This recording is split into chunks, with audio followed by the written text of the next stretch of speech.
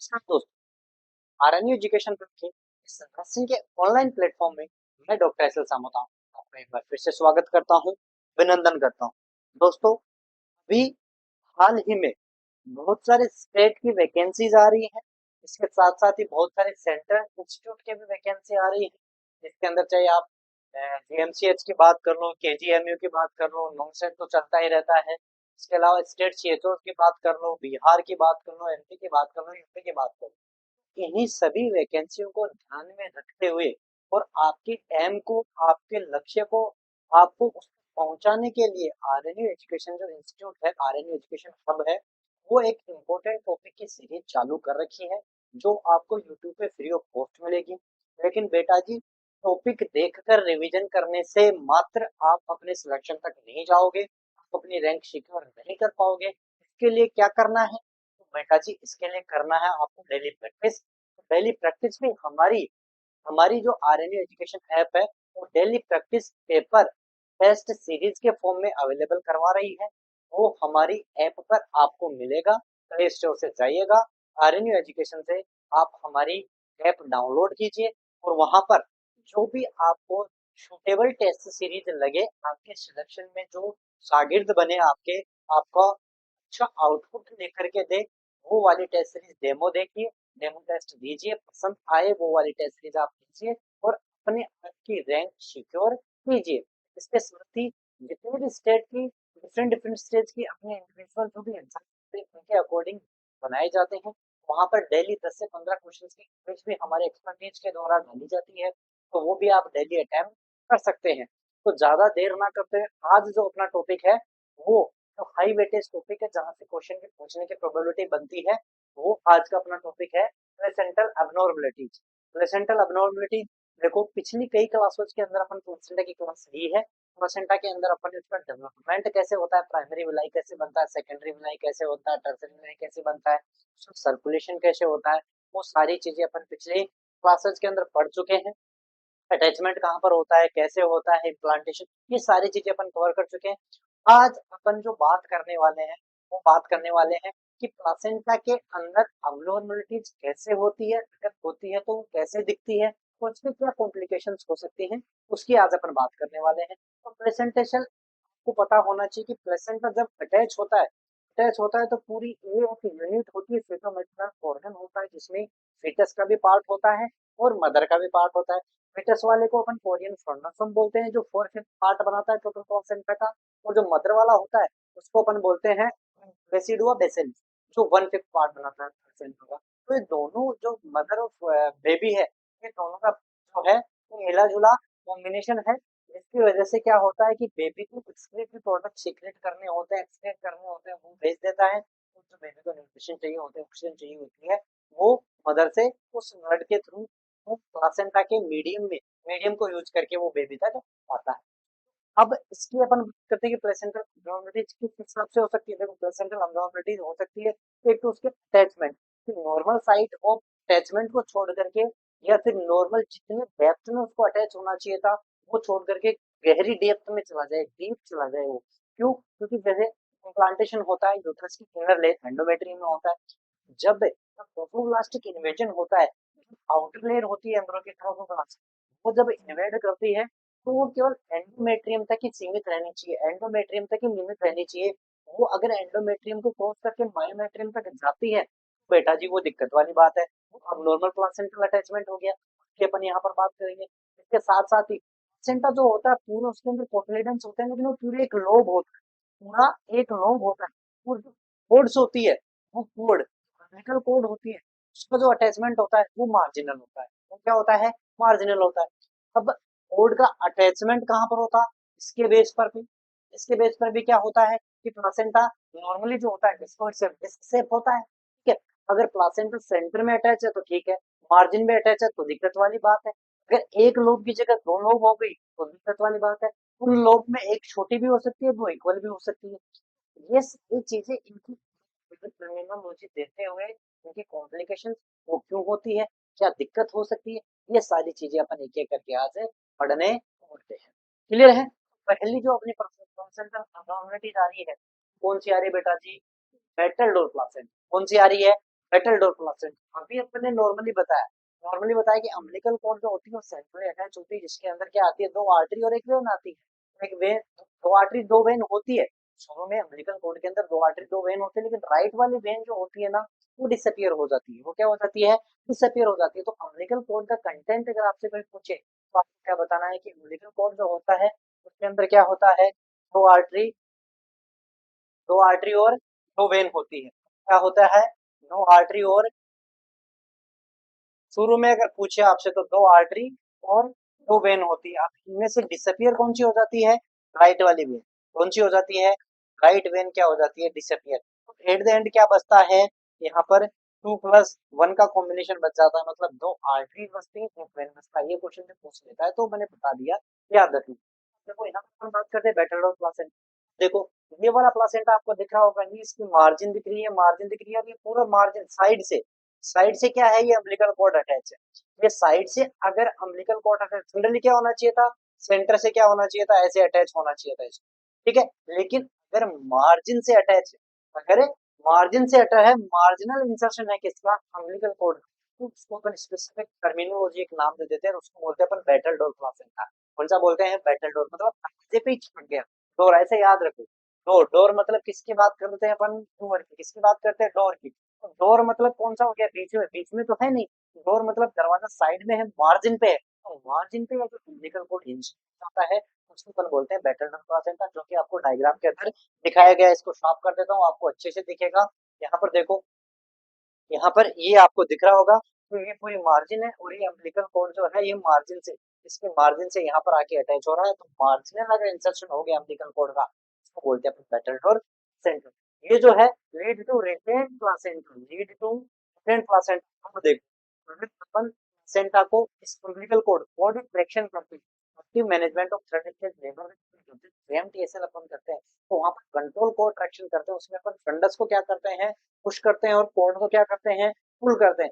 अगर Sentry attach होगी तो इजीली वहां से क्या हो जाएगा, उस पर बराबर प्रेशर अप्लाई होगा, और वो आराम से क्या हो जाएगी, वहां से डिटेच हो जाएगी। लेकिन अगर मार्जिन से होगा तो पूरा मार्जिन वहां से क्या हो जाएगा, एवल्ज हो सकता है, वहां पर एवल्जन हो सकता है। तो कुछ पार्ट जो प्लासेंटा का, या जो प्लासेंटल नोड्स है, उनका कुछ पार्ट जो है वहां पर यूट्रस के अंदर रह सकता है। तो आगे जाकर के क्या कोज कर सकता है बेटा जी, सेकेंडरी क्या कोज कर सकता है, सेकेंडरी पोस्टमार्टम हेमरेज। तो देखो, सेकेंडरी पोस्टमार्टम हेमरेज का मोस्ट कॉमन कोज अपन ने पढ़ा था रिटेन्ड टिश्यू, क्या पढ़ा था, रिटेन्ड टिश्यू। तो अगर बेटल डोर प्लासेंटा की कंडीशन है, पॉसिबिलिटी वहां पर है कि कुछ पार्ट जो प्लासेंटा का लोब्स का है, से प्लासेंटा उसका कुछ पार्ट या कुछ टिश्यू, कुछ बिट्स उसके यूट्रस में रह जाए, जो आगे जाकर के हेमरेज करवा सकते हैं, जिसको हम सेकेंडरी पीपीएच बोलते हैं। क्या बोलते हैं, सेकेंडरी पीपीएच बोलते हैं। पीपीएच की बात आ गई तो यहाँ पर किसकी बात भी अपन कर लेते हैं, प्राइमरी की। प्राइमरी जो पीपीएच होता है, प्राइमरी पीपीएच का मोस्ट कॉमन कोज जो होता है वो एटोनिक यूट्रस होता है। क्या होता है, एटोनिक यूट्रस होता है। तो पीपीएच प्राइमरी है तो most common cause atonic uterus, secondary है तो रिटेन्ड टिश्यू। तो क्या है, रिटेन्ड टिश्यू। क्लियर है। तो ये हो गया अपना पहला बैटल डोर प्लासेंटा। क्या याद रखना है कि जो अम्बिलिकल कॉर्ड होती है वो मार्जिन से अटैच रहती है, यहाँ पर रिटेन्ड टिश्यू यूट्रस के अंदर प्रेजेंट रह सकते हैं, छुप सकते हैं, पॉसिबिलिटी है। तो वो आगे जाकर के सेकेंडरी पीपीएच खोज करवा सकता है। तो इसकी कॉम्प्लिकेशन क्या हो गई, डायरेक्ट अगर आपसे पूछ ले कि इसकी कॉम्प्लिकेशन क्या हो गई, अगर बैटल डोर प्लासेंटा है तो क्या कॉम्प्लिकेशन कर सकता है, ये सेकेंडरी पीपीएच कर सकता है। क्या कर सकता है बेटा जी, सेकेंडरी पीपीएच खोज कर सकता है। क्लियर है। तो जनाब, अगली कंडीशन की जब अपन बात करते हैं तो देखो, अगली कंडीशन क्या आएगी अपने पास, सेक्शन च्यूरिएट प्लासेंट। कौन सी आएगी, सेक्शन च्यूरिएट प्लासेंट। देखो पहले थ्योरी पे मत जाओ, पहले यहाँ पर देखो। देखो एक ये बड़ी लोब है, एक तो ये वाली बड़ी लोब है, और एक ये कौन सी लोब है, ये दूसरी लोब है। ये कौन सी लोब है, दूसरी लोब। लेकिन एक चीज आपने देखी होगी ध्यान से, जैसे ये अम्बिलिकल कॉर्ड यहाँ पर अटैच है, सेंटर में अटैच है। देखो यहाँ पर अगर अटैच होगा तो इसको फिर से अपन बेटल डोर बोल सकते थे। ये मार्जिन पे अगर अम्बिलिकल कॉर्ड अटैच हो जाती तो इससे अपन बेटल डोर बोलने में कोई संकोच नहीं था। लेकिन ये देखो जाके सेंटर से अटैच हो रही है, और यहाँ पर देखो ये ब्लड वेसल्स आ रही है, ये क्या कर रही है, ब्लड वेसल्स। तो ये बड़ी लोब है, ये बड़ी लोब ब्लड वेसल से छोटी लोब से भी अटैच है।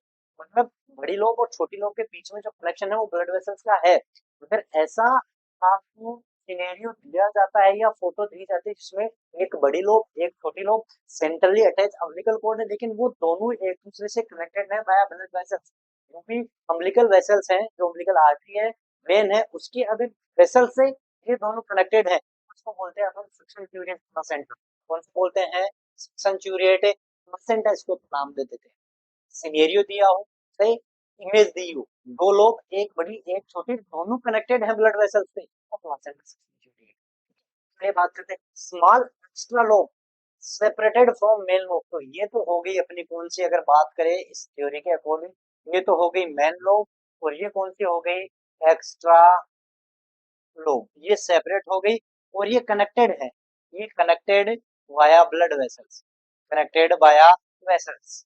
ये वेसल से कनेक्टेड है, अलग अलग इंडिपेंडेंट नहीं है, या फिर ऐसी चिपकी नहीं है, ये कनेक्टेड है ब्लड वेसल्स से।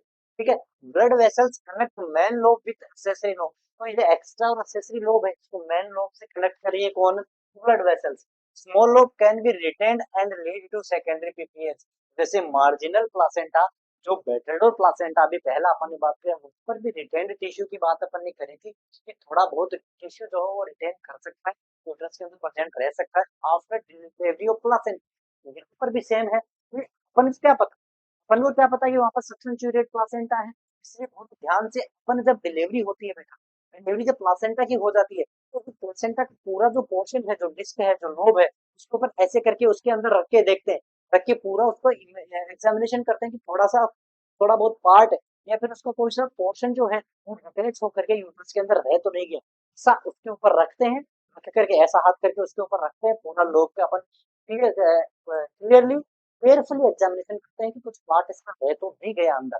तो यहाँ पर क्या करना होता है कि जैसे ही अपन को पता थोड़ी है कि सेक्शन पीरियड प्लासेंटा वाली कंडीशन थी, आजकल तो बहुत सारी एडवांस टेक्नोलॉजी आ गई, तो पहले पता चल जाता है, पहले इस कंडीशन नहीं थी। तो यहाँ पर क्या करना होता है तुमको कि देखना होता है कि कंप्लीट टिश्यू प्लासेंटा के आए हैं, थोड़ा बहुत रह तो नहीं गया।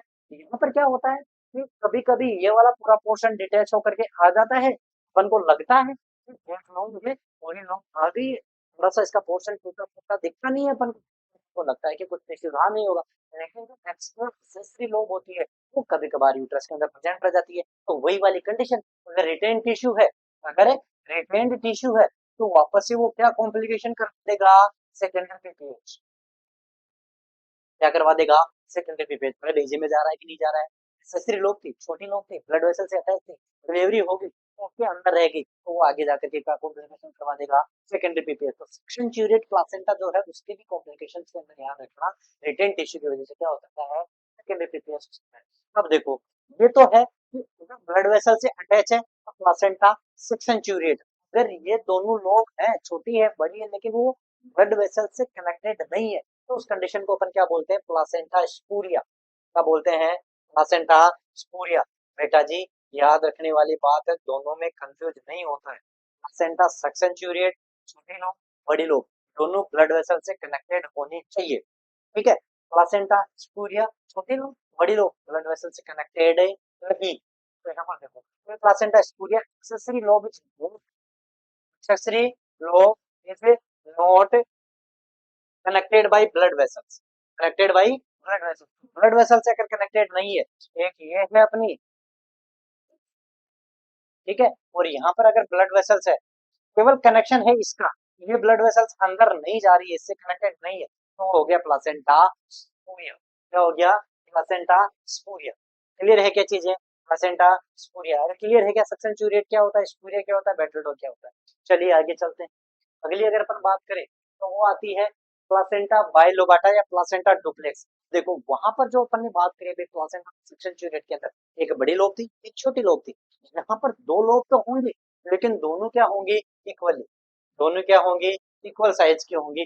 दो लोब होंगी, इक्वल साइज होगी, जिसको प्लासेंटा बाई मतलब दो लोबाटा मतलब दो लोब इक्वल साइज की, या फिर डुप्लेक्स मतलब दो। यहाँ अपन बात करते हैं two equal size lobes, two lobes connected by blood vessels. यहाँ पर भी क्या होंगी? ये देखो ब्लड वेसल से कनेक्टेड है, ब्लड वेसल से क्या है? ये कनेक्टेड है। ठीक है, can lead to secondary PPH. यहाँ पर भी क्या हो सकता है? Retain tissue. यहाँ पर भी क्या हो सकता है? Retained tissue. और अगर रिटेन टिश्यू वहां पर प्रेजेंट है तो वो क्या कर सकता है? सेकेंडरी पीपीएच कर सकता है, तो इसके भी कॉम्प्लिकेशन में क्या याद रखना है, सेकेंडरी पीपीएच। ठीक है, तो दोनों इक्वल साइज की लोब है, दोनों ब्लड वेसल से कनेक्टेड है, प्लासेंटा बाइलोबाटा, प्लासेंटा डुप्लेक्स, एक साइज में बड़ी है, एक साइज में छोटी है, दोनों ब्लड वेसल से जुड़ी हुई है, प्लासेंटा सेक्सेंचुरिएट, एक साइज में बड़ी है, एक साइज में छोटी है, ब्लड वेसल से जुड़ी हुई नहीं है, प्लासेंटा स्पूरिया। क्लियर? चलिए आगे बात करते हैं किसकी, प्लासेंटा सर्कमवेलेट की। किसकी बात करते हैं, सर्कमवेलेट प्लासेंटा। एक होता है सर्कमवेलेट प्लासेंटा बेटा जी, एक होता है सर्कम मार्जिनेट। एक कौन सा होता है, सर्कम मार्जिनेट प्लासेंटा। ठीक है, ये दोनों को याद रखना है, दोनों लिखने में सेम होते हैं। देखो कोई भी प्लासेंटा की जो लोब होती है ना, इसके दो पार्ट कौन कौन से, एक तो फिटल साइड वाला, एक मैटरनल साइड वाला। फिटल साइड वाला एम्नियन कोरियन लेयर होती है, तो उसको कोरियोनिक प्लेट बोल देते हैं। क्या बोल देते हैं, कोरियोनिक प्लेट। और जो मदर साइड वाला होता है उसको बोलते हैं, जैसे डेसिडो बेसिलिस बोला था, कोरियनम फ्रंटसम बोला था। जब पार्ट की अपन ने बात करी थी, प्लासेंटा डेवलपमेंट की बात करी, तो अपन ने बताया था फिटल पार्ट जो होता है उसको बोलते हैं अपन कोरियोनिक फ्रंटसम, जो 4/5 पार्ट बनाता है, और रेसिडुआ बेसिलिस जो मदर साइड का पार्ट बनाता है 1/5 वाला। तो यहाँ पर क्या होता है कि प्लासेंटा के दो अपन प्लेट मान के चलते हैं, एक फिटल साइड वाली कोरियोनिक प्लेट और एक मैटरनल साइड वाली बेसल प्लेट। कौन सी, रेसिडुआ बेसिलिस थी तो बेसल प्लेट, कोरियोनिक फ्रंटसम था तो chorionic plate. Chorionic plate fetal side वाली, बेसल प्लेट जो होती है वो मैटरनल साइड। तो यहाँ पर ये जो दिख रहे हैं आप, ये जो दिख रहा है ये है कोरियोनिक प्लेट। ये कौन सी है, कोरियोनिक प्लेट।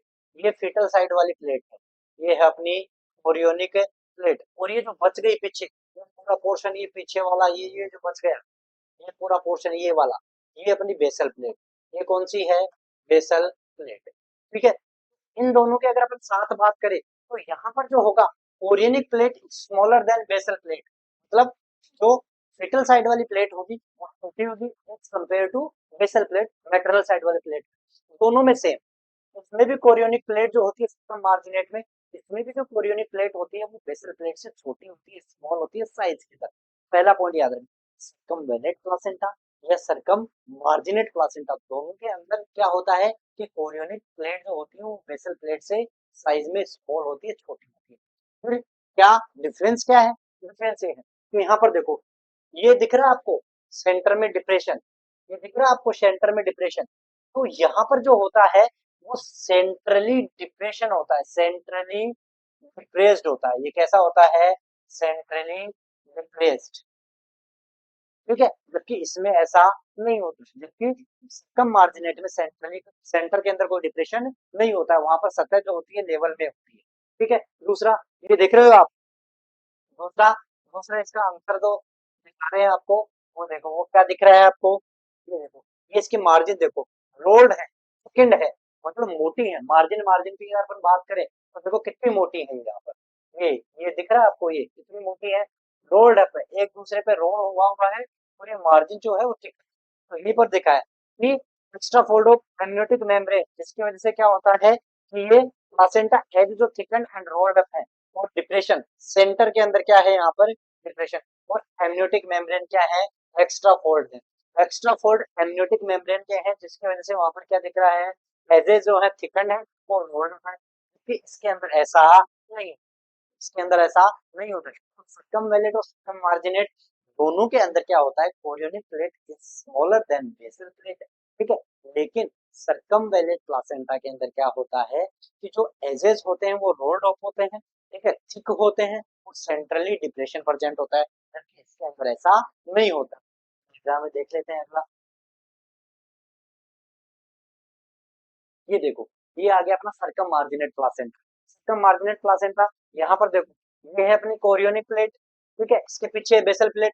तो यहाँ पर भी क्या है कि जो कोरियोनिक प्लेट, जो कोरियोनिक प्लेट है वो क्या है, स्मॉलर देन बेसल प्लेट। जो मैटरनल साइड वाली प्लेट है प्लासेंटा की, उससे वो क्या है, स्मॉलर है। देखो chorionic plate is smaller than basal plate, ये तो अपन ने बात कर दी। सिमिलर टू सर्कमवेलेट प्लासेंटा, तो पहले पढ़ के आए उसके सिमिलर है। Unlike in circumvallate placenta, placental edge is both thickened and rolled up. जहाँ पर प्लासेंटा एज थिकंड थे, रोल्ड अप थे, किसमें, सर्कमवेलेट के अंदर, सर्कम मार्जिनेट में वो नहीं होते हैं, नॉर्मल साइज के होते हैं। There is no central depression, पर क्या था, सेंट्रल डिप्रेशन था, यहाँ पर आपको सेंट्रल डिप्रेशन दिखेगा नहीं। चाहे तो वो सिनेरियो बना के देते, चाहे तो इमेज बना के देते, आपको क्या देखना है कि प्लासेंटा के एज देखने हैं, अगर वो रोल्ड अप है, अगर वो थिकन है, सेंट्रल डिप्रेशन है, कोरियोनिक प्लेट छोटी है, बेसल प्लेट बड़ी है, तो आपको जाना है सर्कमवेलेट के पास।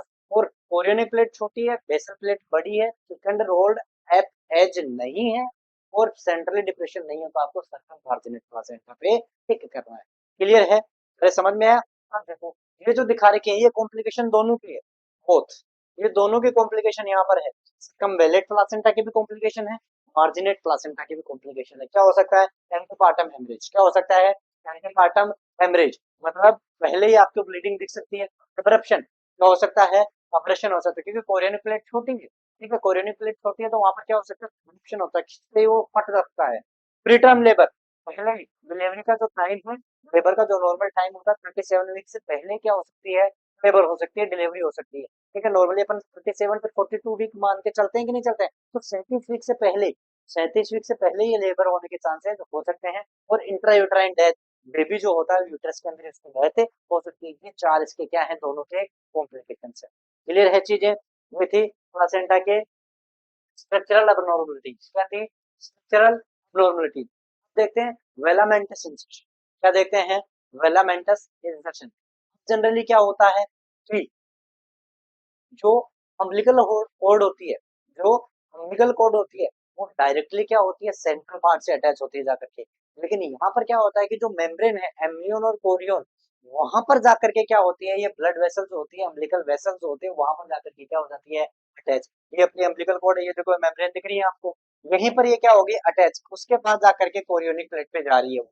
कोरियोनिक प्लेट में जाने से पहले ही वो मेम्ब्रेन से अटैच हो जाती है। कौन? Blood vessels. उसको बोलते हैं वेलामेंटस इंसर्शन। किसका? अम्बिलिकल कॉर्ड का वेलामेंटस इंसर्शन का मतलब कि वो कोरियोनिक प्लेट पर सेंट्रली जाकर अटैच होने से पहले एमियन और कोरियन जो मेम्ब्रेन होती है, वहां पर ब्लड वेसल्स पहले अटैच हो जाती है, उसके बाद वहां पर जाती है। देखो vessel inserted to the membranes, ऊपर चली गई, मेम्ब्रेन्स में इंसर्ट हो गई। वेलामेंटस इंसर्शन मतलब ब्लड वेसल जो है वहां पर मेम्ब्रेन्स पे इंसर्ट होगी। Vessels are more prone to rupture, can lead to antepartum haemorrhage. ये इसकी कॉम्प्लिकेशन आ गई। ये क्या आ गई? कॉम्प्लिकेशन। अरे मेम्ब्रेन से अटैच हो गई तो वो एक्सपोज हो गई कि नहीं हो गई? एक्सपोज हो गई तो वो जल्दी रप्चर होने के चांसेस है ब्लड वेसल्स के, तो यहाँ पर सेकेंडरी एंटीपार्टम हेमरेज कॉम्प्लिकेशन वो करवा सकती है। Leads to type 1 vasa previa. Leads to type 1 vasa previa मतलब वासा, मतलब ब्लड वेसल्स पहले हैं, ब्लड वेसल्स पहले हैं, तो अगर वहां पर थोड़ी सी भी उसको डैमेज हो गया, कोई एक्सीडेंटल उसको ट्रॉमा हो गया, वो गिर गई, पड़ गई, तो वहां पर क्या हो सकता है कि ब्लड वेसल्स डैमेज होने के चांसेस होते हैं, एंटीपार्टम हेमरेज हो सकता है, वहां पर ब्लीडिंग स्टार्ट हो सकती है। अब देखो ये वासा पीरियड टाइप 1 जो है, इसके अंदर जो ब्लड हो जाता है वो टोटली फीटल नेचर का होता है, इसके अंदर मैटरनल नहीं होती। क्यों? अरे देखो वेलामेंटस इंसर्शन के अंदर अपन ने क्या होता है कि ब्लड वेसल्स, किसके ब्लड वेसल्स? अम्बिलिकल कॉर्ड के। अम्बिलिकल कॉर्ड में क्या है? दो आर्टरी, एक वेन है, और किसकी? फीटस की है। अगर वहां से ब्लीडिंग होगी, अगर अम्बिलिकल कॉर्ड की वेसल्स डैमेज होगी, ब्लीडिंग होगी, मदर का ब्लड आएगा क्या? कौन ब्लड आएगा नेचर में? फेटल ब्लड आएगा। कौन सा आएगा? Fetal blood. तो इसके लिए इन्वेस्टिगेशन ऑफ चॉइस होती है, वो क्या करते हैं अपन? Colour Doppler. बेटा जी बहुत बार क्वेश्चन पूछा गया है वेलामेंटस इंसर्शन में, जो अपन पता करते हैं कि कलर डॉपलर से, वो क्या इसकी इन्वेस्टिगेशन ऑफ चॉइस होती है? वेलामेंटस इंसर्शन की colour Doppler investigation of choice होती है, बहुत बार पूछा गया है। अब देखो मैंने बता दिया कि टाइप 1 वासा प्रिविया है, अगर ब्लीडिंग होगी, एंटीपार्टम हेमरेज होगा, तो जो ब्लड आएगा वो कंप्लीटली नेचर में होगा फीटल। इसका पता कैसे करते हैं? इसके लिए अपने पास एक टेस्ट है, वो कौन सा है? Single alkali denaturation test. अरे हाँ, उसके अंदर जब अपने आरएच इनकॉम्पेटिबिलिटी का लेक्चर देखना जाके, मास्टोसिस फेटलिस आरएच आइसोमेनाइजेशन, जब ये टॉपिक अपन ने पढ़ा था, वहां पर एक टेस्ट होता था क्लियर हाई वेट के टेस्ट। कौन सा होता था?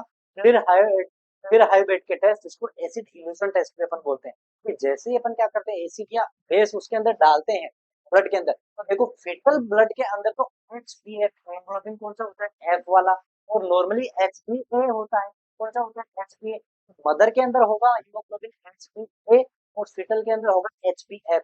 जो एचपीएफ फीटल वाला होता है, बेस जो अपन ऐड करते हैं ना उसके लिए वो रेजिस्टिविटी शो करता है, वो डीनेचुरेशन नहीं होता। उस हीमोग्लोबिन का डीनेचुरेशन नहीं होता in the presence of base due to presence of HbF. Triple haemoglobin presence जो होता है उसका बेस कुछ नहीं बिगाड़ पाता है, इसलिए वो कलर छोड़ता नहीं है, तो रेड का रेड ही दिखता है।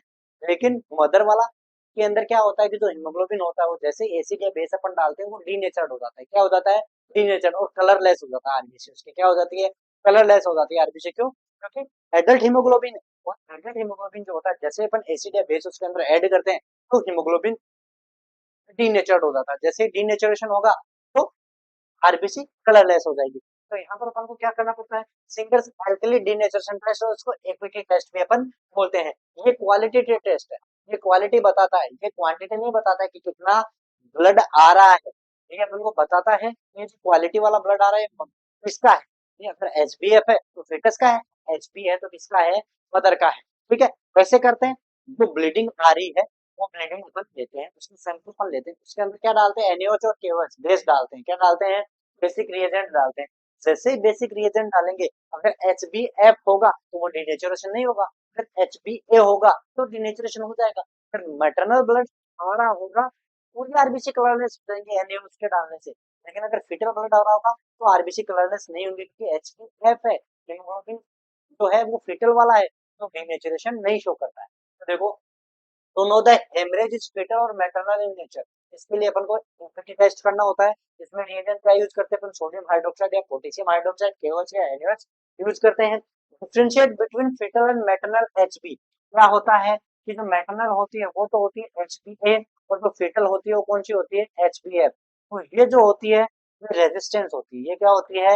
ये रेजिस्टेंट टुवर्ड्स NaOH और KOH, NaOH और KOH, और ये प्रोन होती है। ये क्या होती है? प्रोन। तो जैसे इसको अपन क्या डालेंगे? HBF, इसके अंदर अपन क्या है ऐड करेंगे? NaOH, तो ये कलरलेस हो जाएगा। आरबीसी कैसी हो जाएगी? कलरलेस आरबीसी हो जाएगी। और यहाँ पर जो होगा ये कलरलेस नहीं होगा, ये कलरलेस नहीं होगा। क्यों? तो इसका हीमोग्लोबिन जो वो डीनेचुरेशन हो जाता है, डीनेचुरेशन हो जाता है किसका? मैटरनल वाली एडल्ट वाली हीमोग्लोबिन। यही बोल रहा है कि देखो फिटल एचबी है, कौन सा है? एचबीएफ, रेजिस्टेंट टू डीनेचुरेशन, इसलिए आरबीसी कैसी रहेगी? रेड ही रहेगी। मैटरनल एचबी एडल्ट वाला है, नो रेजिस्टेंस, इसलिए आरबीसी कैसी हो जाएगी? कलरलेस। तो अपन ने जो सैंपल लिया उसके अंदर एनओएच मिला है और पूरा रेड का रेड रहा, इसका मतलब कैसा है? सोर्स फिटर वाला, अगर वो कलरलेस हो गया तो कैसा है? रेड। समझ में आया ऐप टेस्ट क्या होता है? आगे चलते हैं। आगे अपन बात करते हैं एक क्लिनिकल केस यहाँ पर दे रखा है आपको। इस टाइप के क्वेश्चन भी आपसे पूछे जा सकते हैं। A female was admitted to labour room, ठीक है, all her vitals are stable, vitals stable है। ARM artificial rupture membrane is perform augmentation of labour which results in severe bleeding per vaginum, FHR 90, FHR 90 beat per minute and fetal skull pH is 7, मतलब क्या जा रहा है? Acid की तरफ जा रहा है। ठीक है, तो क्या हो गया? What is the next best step in management? FHR है, पीएच आ गई, तो fetal स्ट्रेस में जा रहा है बेटा, इसमें जा रहा है स्ट्रेस में। क्यों जा रहा है? इसलिए जा रहा है कि अपन ने आर्टिफिशियल रप्चर ऑफ मेम्ब्रेन करा था और वहां पर वेलमेंट के सिचुएशन हो सकता है वसा प्रिविया था, ब्लड वेसल जो मेडिकल कोड की थी वो डैमेज हो गई, विटल ब्लड लॉस कर गया जिसकी वजह से उसका जो एफएचआर है वो भी डाउन हो गया, और उसका टीएचसी स्कल्प जो है वो भी क्या हो गया? ऑक्सीजन नहीं जाने की वजह से वहां पर एसिडिक हो गई। तो यहाँ पर अपन को बेस्ट स्टेप मैनेजमेंट क्या करना है? फेटल डिस्ट्रेस होता है, फेटल डिस्ट्रेस होता है तो बेस्ट मैनेजमेंट क्या होता है बेटा जी? इमीडिएट सी सेक्शन के आओ देखो ना खाओ। अगर फेटल डिस्ट्रेस में है तो फटाफट सी सेक्शन करो, बच्चे की जान बचाओ। तो यहाँ पर देखो क्या दिया यहाँ पर? परवेजाइनम ब्लीडिंग सीवियर हो गई, एंटीपार्टम हेमरेज हो गया, वासा प्रीविया था। क्यों? क्योंकि अपन ने आर्टिफिशियल रप्चर मेम्ब्रेन किया था, अपन ने हाथ से उसको मेम्ब्रेन को रप्चर किया था, तो कहीं ना कहीं वो ब्लड वेसल्स डैमेज हो गई, वहां से ब्लीडिंग स्टार्ट हो गई। क्लियर है सिनेरियो? आगे चलिए। आगे आता है अपने पास अम्बिलिकल कोड। अम्बिलिकल कोड क्या है? अम्बिलिकल कोड की तुमने बात करी कि दो आर्टरी एक वेन होती है, शुरू में दोनों आर्टरी दोनों वेन होती है, लेकिन राइट वाली डिसअपियर हो जाती है। कौन? वेन। राइट वेन डिसअपियर हो जाती है, तो at the end umbilical cord के कंटेंट जो होता है, दो आर्टरी होता है एक वेन होता है। आर्टरी डीऑक्सीजनेटेड ब्लड लेकर के जाती है और वेन जो होती है वो ऑक्सीजनेटेड ब्लड लेकर के आती है। ठीक है, अम्बिलिकल वेन जो होती है उसका प्रेशर जो होता है 10 mm ऑफ Hg होता है। अम्बिलिकल आर्टरी जो होती है उसका प्रेशर 60 mm ऑफ Hg होता है। अम्बिलिकल आर्टरी का रिमेनेंट जो होता है वो मीडियल लिगामेंट बनाता है, मीडियल लिगामेंट बनाता है, ठीक है, मीडियल टेरेस लिगामेंट बनाता है, जबकि जो अम्बिलिकल वेन होती है वो लिगामेंटम टेरेस बनाता है। इसका रिमेनेंट जो होता है क्या बनाता है, लिगामेंटम टेरेस बनाता है, ठीक है। देखो यहाँ पर नॉर्मल लेंथ जो होती है कितनी होती है, 40 से 70 सेंटीमीटर। अम्बिलिकल कॉर्ड जो होती है उसकी नॉर्मल लेंथ होती है 50 टू 70 सेंटीमीटर। शॉर्ट कॉर्ड का बोलेंगे जब ये 30 सेंटीमीटर 32 सेंटीमीटर से कम की लेंथ है तो उसको शॉर्ट बोलेंगे। लॉन्ग कॉर्ड तो बोलेंगे जब ये 100 सेंटीमीटर से ज्यादा होगी तो उसको लॉन्ग कॉर्ड बोलेंगे। टेंट क्या होता है, टू आर्टरीज वन वेन होता है, राइट अम्बिलिकल वेन डिसअपियर दोनों होता है, लेकिन राइट वाली अम्बिलिकल वेन जो होती है आगे जाकर डिसअपियर हो जाती है। कनेक्टिव टिश्यू वाटन जेली पूछ लेता है, वाटन जेली, वाटन जेली मतलब ये कहाँ का कनेक्टिव टिश्यू है, अम्बिलिकल कॉर्ड का। वाटन जेली मतलब अपने आप में अम्बिलिकल कॉर्ड, वाटन जेली मतलब अपने आप में अम्बिलिकल कॉर्ड, दो आर्टरी एक वेन, राइट वाली डिसअपियर हो जाती है, इसलिए तीन ही बचती है, पहले चार होती है। तो देखो folds of Hoboken, folds of Hoboken मतलब देखो यहाँ पर अम्बिलिकल कॉर्ड, अम्बिलिकल कॉर्ड का आपको दिख रहा है यहाँ पर क्या दिख रहा है, ये ऐसे ऐसे फोल्डेज दिख रहे हैं, ये मिली हुई दिख रही है जैसे नहीं दिख रही है, हिस्से की तरह इसमें क्या है, कोइलिंग है, क्या है, कोइलिंग है। तो ये जो कोइलिंग दिख रही है अम्बिलिकल कॉर्ड की इसको अपन बोलते हैं फोल्ड्स ऑफ होबोकेन। डायरेक्ट एक बार स्टेट एग्जाम में पूछा गया है कि फोल्ड्स ऑफ होबोकेन जो है कहाँ पर देखे जाते हैं, अम्बिलिकल कॉर्ड में देखे जाते हैं। जो उसकी कोइलिंग जो होती है अम्बिलिकल कॉर्ड की, दो आर्टरी एक वेन होती है वो एक दूसरे से कोइल्ड हुई रहती है, उन फोल्ड्स को अपन क्या बोलते हैं, फोल्ड्स ऑफ होबोकेन बोलते हैं। Umbilical cord normal length 40 to 70 centimetre, 32 centimetre से कम हो गई तो शॉर्ट बोलेंगे, 100 सेंटीमीटर से ज्यादा हो गई तो लॉन्ग बोलेंगे। तो आर्टरी एक वेन होती है, राइट वाली डिसअपियर हो जाती है, ठीक है। इसके बाद क्या है, कनेक्टिव टिश्यू वाटन जेली मतलब अम्बिलिकल कॉर्ड, और फोल्ड्स ऑफ होबोकेन मतलब जो वेसल्स हैं वो क्या होती है, कोल्ड होती है, जिन फोल्ड को अपन फोल्ड्स ऑफ होबोकेन बोलते हैं। क्लियर है, आगे चलिए। देखो वो तो होगी सारी स्ट्रक्चरली अबनॉर्मलिटी। तो इसके अटैचमेंट के अबनॉर्मलिटीज की अपन बात करते हैं, किसकी बात करते हैं, अटैचमेंट की अबनॉर्मलिटीज की बात करते हैं। तो यहाँ पर मैं पहले आपको एक छोटा सा डायग्राम बता देता हूँ। बेटा जी मान लो ये है अपनी एंडोमेट्रियम, ये क्या है, एंडोमेट्रियम, ठीक है। इसके बाद ये आ गई अपनी नीटावक्स मेम्ब्रेन, कौन सी आ गई, नीटावक्स मेम्ब्रेन। उसके बाद आ गया अपना ये, इसके बाद आ गई ये अपनी मायोमेट्रियम, कौन सी आ गई, मायोमेट्रियम। तो ये हो गई एंडोमेट्रियम, ये हो गई अपनी नीटाबक्स मेम्ब्रेन, नीटाबक्स मेम्ब्रेन, और ये हो गया अपना मायोमेट्रियम, क्या हो गया, मायोमेट्रियम, ठीक है। तो यहाँ पर अपन बात करते हैं किसकी, नॉर्मल, नॉर्मल प्लासेंटा जो होता है वो केवल यहाँ तक अटैच होता है। ट्रोफोब्लास्टिक इन्वेजन जो होता है वो कहाँ तक होता है, एंडोमेट्रियम तक ही जाता है। एंडोमेट्रियम से आगे इसको लिमिट कौन करता है, नीटाबक्स मेम्ब्रेन। तो एंडोमेट्रियम से आगे अगर ब्लास्टोसिस्ट जाके इम्प्लांट होता है, ट्रोफोब्लास्टिक इन्वेजन अगर एंडोमेट्रियम को पार करके मायोमेट्रियम तक चला जाता है, वो दिक्कत वाली बात है। वहां तक जाने से रोकने के लिए बीच में किसकी लेयर होती है बेटा जी, नीटाबक्स मेम्ब्रेन होती है, फाइब्रिनोइड लेयर होती है, बहुत बार पढ़ चुके हैं, क्वेश्चन पूछ भी जाता है। तो अगर ये मेम्ब्रेन प्रेजेंट है तो ट्रोफोब्लास्टिक इन्वेजन को लिमिट करके रखती है, सीमित रखती है केवल एंडोमेट्रियम तक, मायोमेट्रियम तक नहीं जाने देती। लेकिन मान लो किसी केस के अंदर ये एब्सेंट है, नीटाबक्स मेम्ब्रेन एब्सेंट है, उस केस में क्या होगा, उस केस के अंदर बेटा जी होगा ये, जो प्लासेंटा होगा वो प्लासेंटा कहाँ तक जा सकता है, अगर ये एब्सेंट है, अगर ये मान लो ये एब्सेंट है,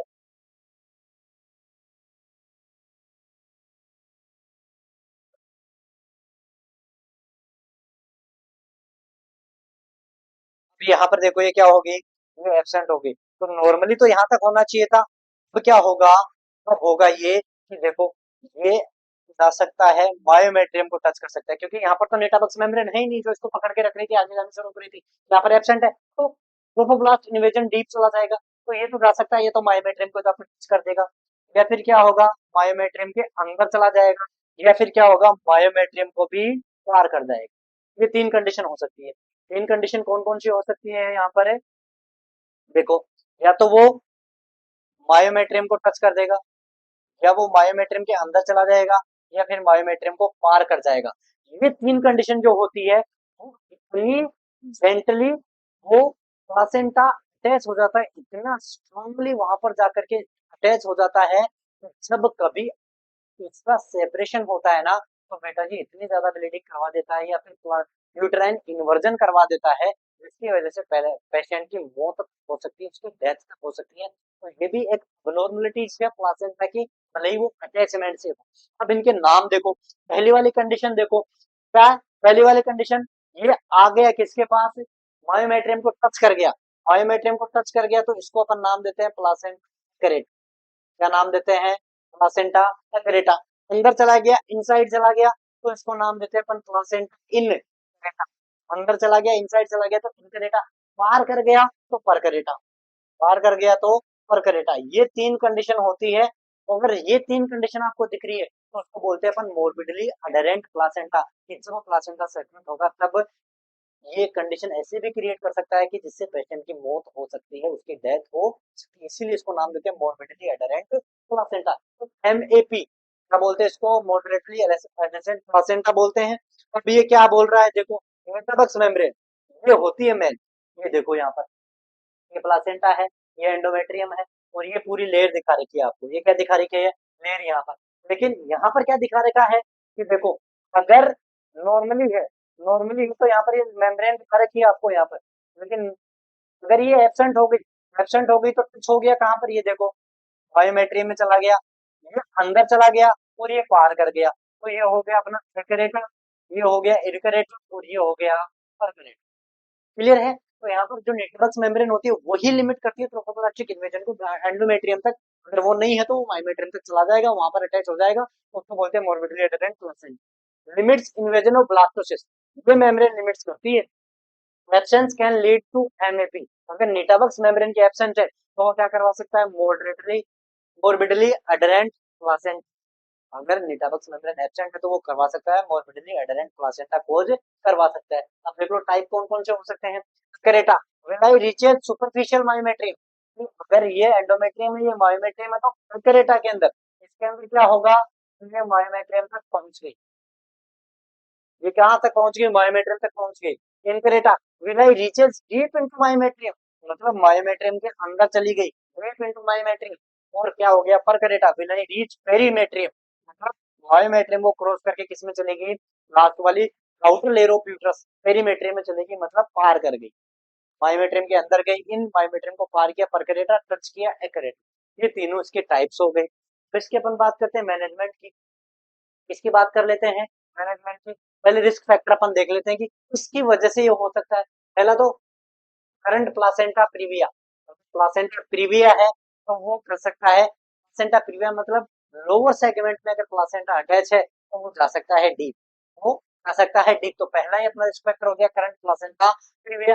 दूसरा हिस्ट्री ऑफ सी सेक्शन, पहले अगर उसकी हिस्ट्री है सिजेरियन सेक्शन की, तो अब क्या हो, उसको स्कार मिल जाता है, उसको जाने के लिए रास्ता मिल जाता है, तो वो जाकर के अंदर चला जाएगा। क्यूराटाइज, अगर सक्शन केराटाइज किया, डायलिटेशन क्यूराटाइज किया, उसकी भी वजह से हो सकता है कि मोर्बिडली एडरेंट प्लासेंटा। या मायोमेक्टेमी, मायोमेक्टेमी मतलब जो मसल लेयर है, जो मायोमेट्रियम है, उसको अगर अपन ने कहीं छेड़छाड़ की है, उसको अगर काट छाट की है, उसको ऑपरेशन किया, उसका सर्जरियन किया अपन ने, उसका थोड़ा बहुत पार्शन अपन ने बाहर किया या उसको छेड़ा है सर्जरियन तरीके से, तो वो भी इसका रिस्क फैक्टर है। तो मायोमेक्टेमी हो, क्यूराटाइज हो, सी सेक्शन हो या प्लासेंटा प्रीविया, ये सारी कंडीशन होती है रिस्क फैक्टर किसकी, मोर्बिडली एडरेंट प्लासेंटा की। अब बात कर लेते हैं इसके मैनेजमेंट की। तो सबसे पहले मैनेजमेंट के अंदर अपन देखते हैं कि इसकी क्या डायग्नोसिस कैसे अपन बनाते हैं। डायग्नोसिस के लिए इन्वेस्टिगेशन ऑफ चॉइस है, हेटेरोजेनस अपीयरेंस दिखती है किसके अंदर है, यूएसजी में, किसके अंदर दिखती है, यूएसजी में। इन्वेस्टिगेशन ऑफ चॉइस मोर्बिडली एडरेंट प्लासेंटा, ये प्लासेंटा जाकर के मायोमेट्रियम को टच किया है, उसके अंदर गया है, इसको पार किया है, ये देखने के लिए इन्वेस्टिगेशन ऑफ चॉइस है यूएसजी।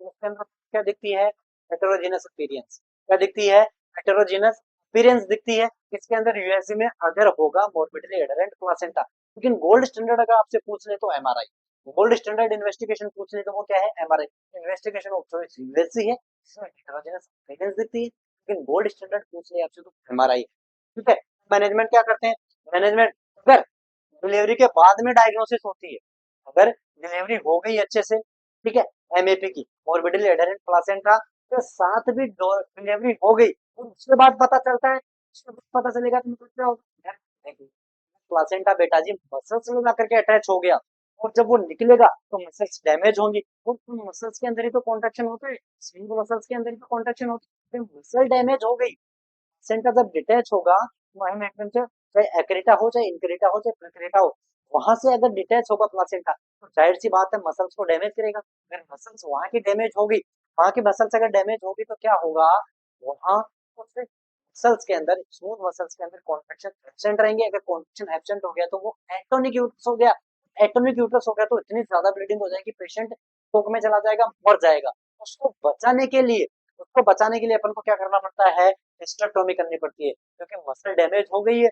अब उसको ऑक्सीटोसिन, उसको ऑक्सीटोसिस जो देने से, उसका जो मैनुअल अपन करते हैं, जितने भी ट्रीटमेंट करते हैं पीपीएच के अंदर, वो देने से कोई मतलब नहीं है, क्योंकि जहां पर जाकर के वो ड्रग्स काम करते हैं वो मसल ही डैमेज हो गए, मसल ही डैमेज हो गए, स्मूथ मसल ही डैमेज हो गई है, तो वो जाकर काम किस पे करेंगे, कॉन्ट्रेक्शन किसका करवाएंगे, वो स्मूथ मसल का ही तो करवाएंगे, वो तो डैमेज पड़ी है।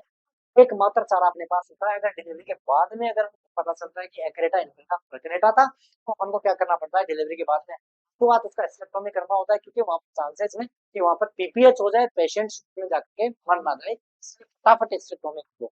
डायग्नोज बिफोर डिलीवरी, अगर डिलीवरी के पहले डायग्नोसिस खुल गई अपनी, अपन को क्या करना है, सीजेरियन सेक्शन करना है, नॉर्मल डिलीवरी नहीं करवानी, क्योंकि वैसे भी उसकी स्टेक्टोमी करनी पड़ेगी अपन को, क्योंकि अगर प्लासेंटा वहां पर चला गया बेटा, तो वो तो जाहिर सी बात, अगर अपन सर्जरी से निकाले चाहे वो खुद निकले, मसल्स तो डैमेज होंगी, तो कॉन्ट्रैक्शन तो होने से रहा। अगर डिलीवरी से पहले हो गया तो सीजेरियन सेक्शन करो, और उसके बाद उसके क्या कर दो, हिस्टेक्टोमी, मतलब अपन को हिस्टेक्टोमी करना ही है।